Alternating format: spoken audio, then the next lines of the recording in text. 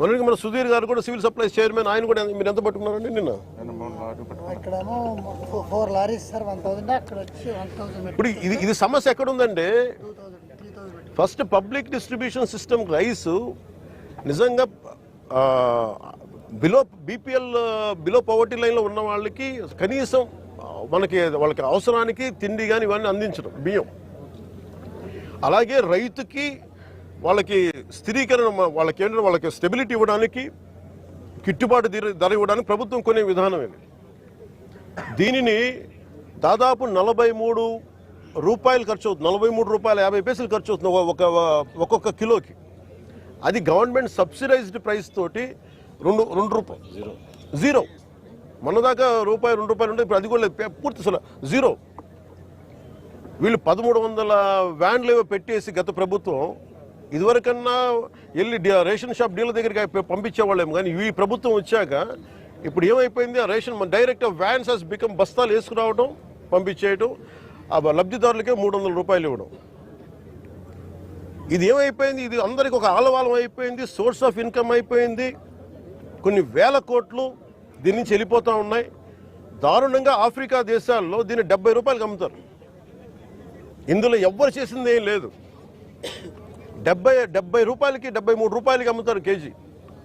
నాకు నిజంగా అనిపించింది ఏంటంటే, నిజంగా మనం ఈరోజు ప్రధానమంత్రి గారు చేసే ఈ విదేశాంగ విధానంలో మనం 70 రూపాయలు కానీ ఆఫ్రికా దేశాలకి ఇవన్నీ మనకి ఇట్లాంటి తప్పులు జరగకుండా ఉంటే కనీసం 43 రూపాయలకి ఇస్తే మనం దేశ పరపతి పెరుగుద్ది. మనకి అన్యాయంగా అకారణంగా స్మగ్లర్ల చేతిలోకి వెళ్ళిపోతుంది.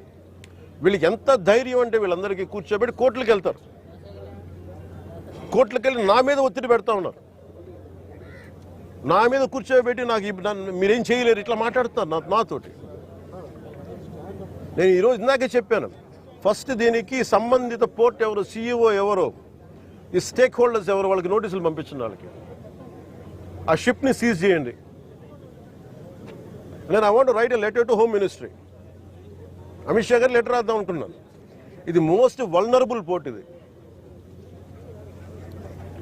ఇది మ్యారిటైమ్ సెక్యూరిటీకి, నేషనల్ సెక్యూరిటీకి చాలా ఇబ్బందిగా ఉంది. ఇక్కడ కీ ఇన్స్టలేషన్స్ ఉన్నాయి. ఇక్కడ ఓఎన్జీసీ గ్యాస్ నిక్షేపాలు చాలా కీ ఇన్స్టలేషన్స్ ఉన్నాయి. తూర్పుగోదావరి జిల్లా అంతా, ఉమ్మడి తూర్పుగోదావరి జిల్లా అంతా కేజీ బేసిన్ ఉంది. ఒకప్పుడు ఉగ్రవాదులు మనం కూర్చోబెట్టి బాంబేలో పెద్ద నగరాల్లోకి రావాల్సిన అవసరం ఏం లేదు. హైదరాబాద్లో చూసాం, గోకుల్ చాట్ బండార్ లాంటి చోట కూడా వచ్చేసారు. ఇక్కడ వచ్చి ఒక 10 మంది ఉగ్రవాదులు వచ్చి ఎడాపెడగా కాల్ చేస్తే దిక్కు లేదు. ఇక్కడ వాళ్ళు చనిపోవడానికి సిద్ధంగా ఉంటారు ఉగ్రవాదులు. 25,000 టన్నుల 25,000 కిలోల హెరాయిన్ ఆంధ్రప్రదేశ్లో వైజాగ్ పోర్టులో దొరికింది. That shows the vulnerability. అలాగే మనకి అర్షి ట్రేడింగ్ కంపెనీ అని చెప్పి అది ఇక్కడ విజయవాడలో ఉన్నది, అటు వెళ్ళిపోయింది. అలాగే నా దృష్టికి 2 పేర్లు వచ్చింది. ఒకటి అలీషా అనే పేరు చాలా పదే వినిపిస్తూ ఉంది. నాకు అర్థం కాదు ఎవరు అలీషా, ఎవరు అని. అలాగే ఇందాక చూస్తే దాదాపు 16 కంపెనీలు ఉన్నాయి. ఇందాక మనకి కొండబాబు గారు కూడా నేను ఒకటే చెప్తా ఉన్నాను, మనోహర్ గారికి కానీ సుధీర్ గారికి కానీ మేము అందరూ కూర్చోబెట్టి ఇందాక మనం బోట్లు వెళ్తాం మాట్లాడుకున్నట్టు, it is not about one individual. Smuggling అలవాటు అయిన వాళ్ళు, క్రిమినల్ యాక్టివిటీస్కి అలవాలం అయిపోతే, tomorrow it will be RDX, tomorrow it will be weapons, tomorrow it will pose as a great threat for national security.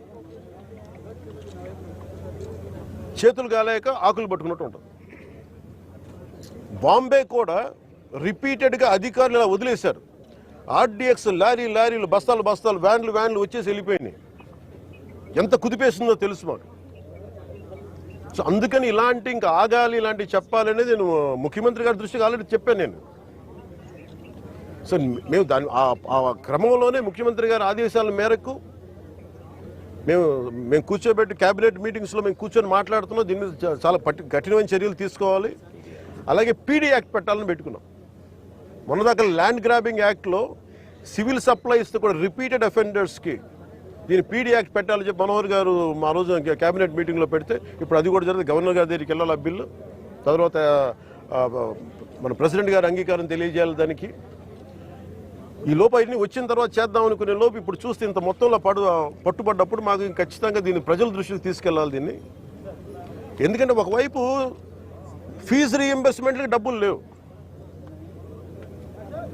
పథకాలకి చేయడానికి కింద మీద పడుతున్నాం, రోడ్లు గుంతలు పూడ్చడానికి డబ్బులు లేవు.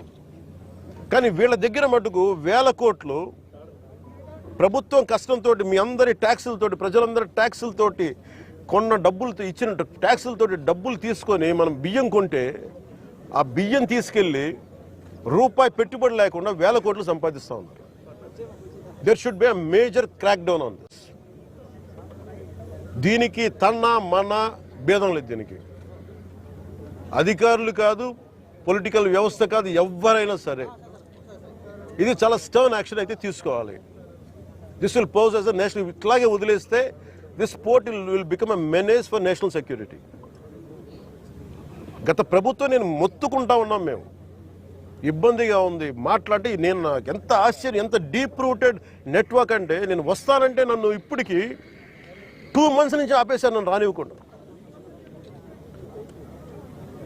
ఉన్నత స్థాయి అధికారుల దగ్గర నుంచి లేదు సార్, అక్కడికి వెళ్తే కొంచెం ఇది అవుతుంది సార్, ఎందుకు సార్ ఇప్పుడు కాదు సార్, తర్వాత సార్, ఇప్పుడు యాక్షన్ తీసుకున్నాం సార్, రిపీటెడ్గా చెప్తా ఉన్నారు. నాకు నిన్న విసుగొచ్చి ఒకటే చెప్పాను, పోలీసు వస్తారా రండి, లేదంటే నేను కూర్చోబెట్టి నేను కారులో నేను వెళ్ళిపోతాను, అధికారులు నా పక్కన రాకపోయినా పర్లా. ఈ నిర్ణయం తీసుకొని ఇక్కడికి వచ్చింది. ఇది ప్రజలకు తెలియాలి. ఇది కొండబాబు గారు కానీ, నాదెండ్ల మనోహర్ గారు కానీ, మా మనకి జిల్లా వైపు నుంచి కానీ మేము పర్యటనలో మేము పదే చెప్పాం. తూర్పుగోదావరి జిల్లా నాయకులు కానీ, ఎమ్మెల్యేలు కానీ, we gave a word to people. మేము ప్రజలకు మాట ఇచ్చాం, పారదర్శకత చూపిస్తాం, ఇలాంటి అవినీతిని, ఇలాంటి స్మగ్లింగ్ని మేము అరికడతామని. ఆ దిశగా చర్యలు తీసుకోవడానికి మేము ముందుకెళ్తున్నాం. అందుకని మీ దృష్టికి తీసుకొచ్చి దీంట్లో మీరు మిగతా ఇన్ఫర్మేషన్ మీకు ఇస్తాం. ఇది ఇప్పుడు మేము పట్టుకుంది ఏంటంటే, ఇది ఎలా ఉన్నాయంటే డైరెక్ట్ కింగ్ పిన్స్ ఎలా ఉన్నారంటే వాళ్ళ కంపెనీస్ ఉన్నాయి.